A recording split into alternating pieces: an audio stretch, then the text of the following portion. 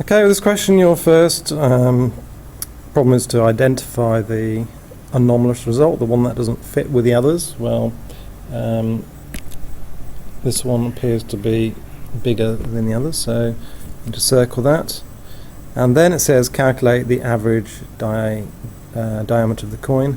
The thing to do is to now ignore that result and just average the other 7 values. If you do that, so you add them up and divide by 7, you get 20.32. Okay, the student has an idea of measuring the diameter by measuring several coins and dividing by the number of coins. Is this more accurate way? Well, actually you can argue either way.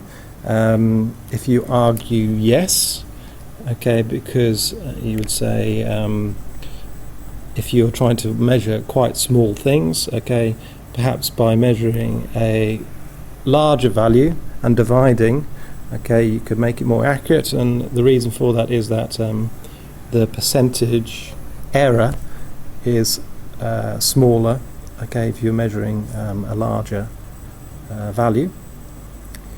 However, you could also argue no, that is not a more accurate way, and the reasons for this are you're not actually measuring what is required, because it's saying what is the diameter of a particular coin.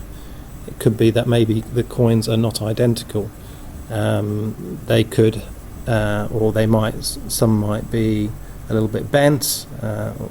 Some might be thinner than others. And the other reason you might not want to do this is perhaps you're going to make some sort of simple maths error, not dividing by the right number of coins, etc., or doing some calculation error.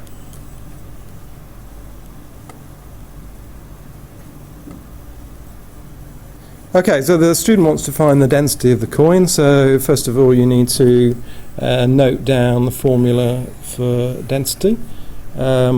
She's already worked out volume, so the thing that she needs to collect is the mass. So she's got to measure the mass. What equipment is she going to use? She's going to use some scales, or top pan balance is the correct expression. How can we make this? If she's doing this experiment, how can you make it accurate? So you could make sure they repeat readings and average, and also check that the balance is zeroed before she weighs it. So you've got the formula at the top. Okay, what units are going to use once you've calculated the density, where you're dividing mass by volume. So you're dividing, could be dividing kilograms by meter cubed, so your unit would be kilogram per meter cubed.